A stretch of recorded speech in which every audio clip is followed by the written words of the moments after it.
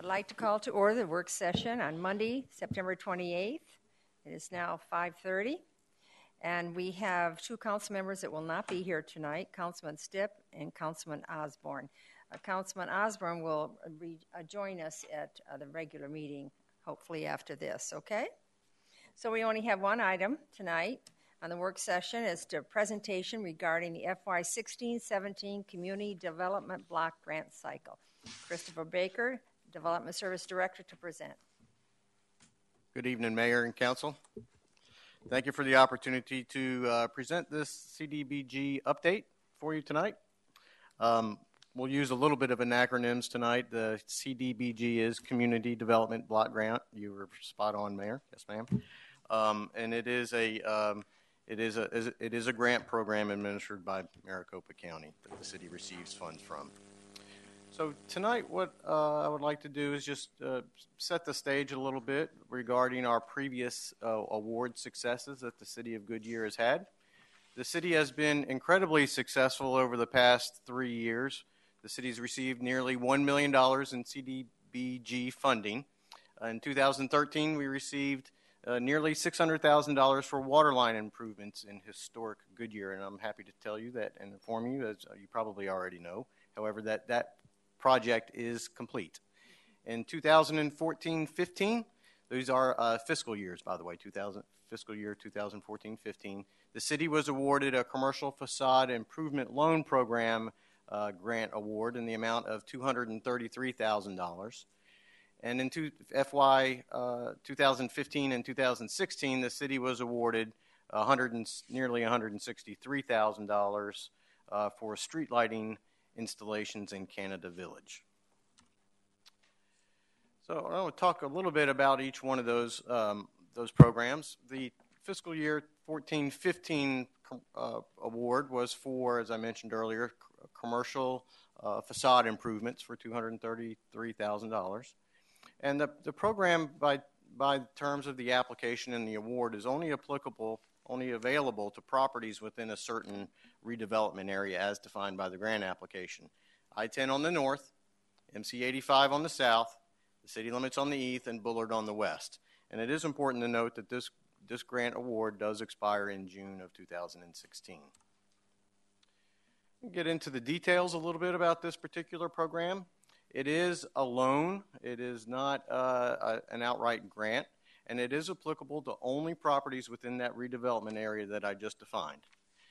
It is applicable to both large sites, large commercial centers, and also small sites, such as pad sites, if you will, like a bank building, for example, or an individual owner within a strip center could also be eligible.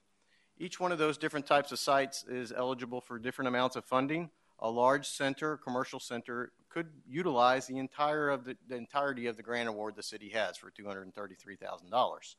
The smaller sites are eligible to a maximum of $10,000 each.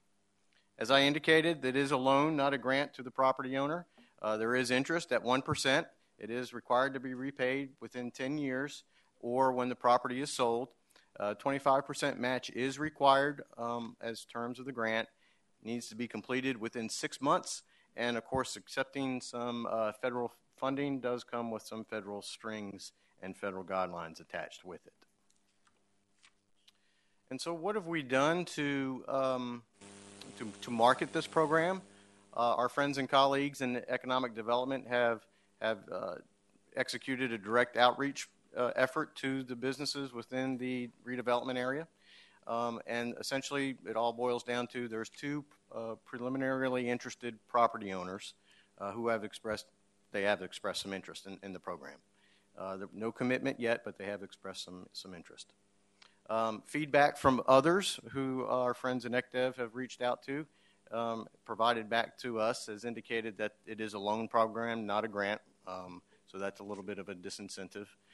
There's also a timing issue between when they're ready to do the construction and when the funds become available, because it comes on the backside, not at the front end. And also the federal requirements can be a disincentive as well, such as public bidding, Davis-Bacon, things of that nature. The 2015-16 award for Canada Village street lighting It's $162,000, nearly $163,000, as I mentioned. That is a capital project, and we'll be installing 19 new streetlights in the neighborhood, as well as 3 lights in the neighborhood park as well. The schedule for this particular project, I'm happy to tell you, is on schedule. We're awaiting the IGA from the county. We expect that this fall. Once that's executed, it would allow design to take place in February of 2016, and then go to construction, and with an estimated construction completion date in the September of 2016 as well. So this sets the stage for the upcoming application cycle. As you all know, this is about the time of year when people start getting interested in CDBG projects. And for the 16 and 17 application cycle, the 1.5 rule is coming into play for the city of Goodyear. Essentially, that rule indicates that the agency or the government may not have more than 1.5 times its current allocation outstanding as unspent. And so if we do the math on that, the city's current allocation is the Canada Village Lighting Program of $162,700. Do the multiplication by 1.5.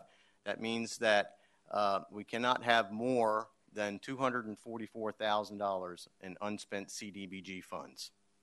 If you total up the FY 14-15 award, the Commercial Facade Program, and the 15-16 Canada Village, you'll see that the numbers are in excess of the $244,000, the $396,000, obviously, to be exact. Thus, that would put the city as not eligible at making an application for this particular cycle. Something wrong with that. Now, I will share with you that the city does have an opportunity to release the Commercial Facade Program grant award if the council so chooses. And if we do that by October 31st and finish it up, we need to ensure that our 2 preliminary interested parties, we need a firm commitment of either they want to execute the project or they don't want to execute the project by October 31st. If we can do that, and if the council so chooses, and we release that obligation back to the county, then the city of Goodyear would be eligible to make an application for 16-17. Does that make sense? Mm-hmm. Okay. However, our focus thus far has been to focus on our nonprofit partners, and also to finish marketing the Commercial Facade Program that we have the award for $233,000 at this point in time. That's been our focus to date, and that's. Joe? Make sure I understand this correctly. Is you have 2 in the works, sort of, that if they're in, they'd have to let you know by the 31st. If they don't, then the question is, do we still continue to go forward because we're not going to be able to put in for 16, 17 because we'll be tapped out. So the question for the council is, if we don't get those to commit, do we want to still hold that in the arrears and hopefully that we get somebody to pick it up and move forward? Is that in a nutshell what you're asking? That is absolutely it. No, sir. Nutshell. Yes, sir. That's correct. Wally? Did I hear you correctly saying you were focusing on nonprofits? Our focus to date with the fiscal year 16-17 application cycle was to help our nonprofit partners make applications for the citizens within the low-income qualifying area of Goodyear. So it's to facilitate, because nonprofits have the ability of making an application. I know that. I was on CBDG before Sherilyn, yes, so ma'am. I understand all that. But, okay, so who are we targeting? Well, that's one of the reasons we're having this discussion, because the 5-year consolidated plan that the CDBG program has some funding priorities here. Right. And what we want to do is get the word out to our nonprofit partners, because they have to come back through the city to have a resolution of support to make that application in How many December. do we have in the city that actually have a location? They don't have to have a physical location in the city. They have to provide service. Well, that could be anybody then. Yeah, that could be somebody from Tempe coming in.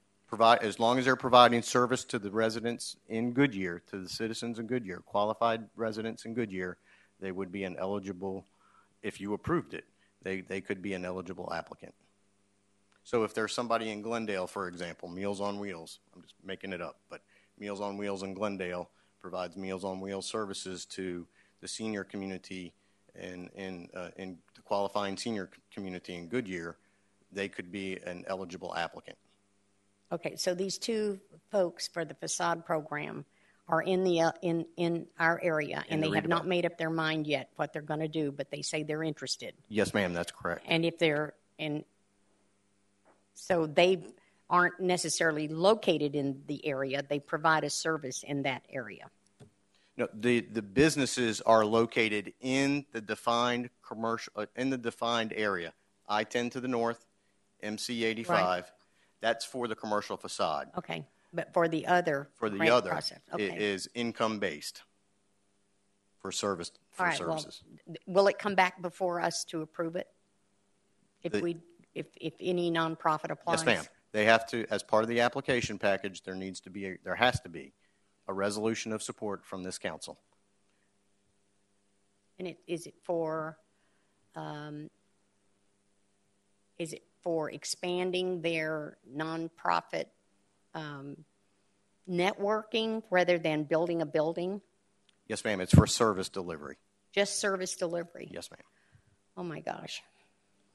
So it could be an expansion of, I'm totally making it up, Meals on Wheels. It could I know. It could be the Avondale Senior Center coming and telling us they need more money.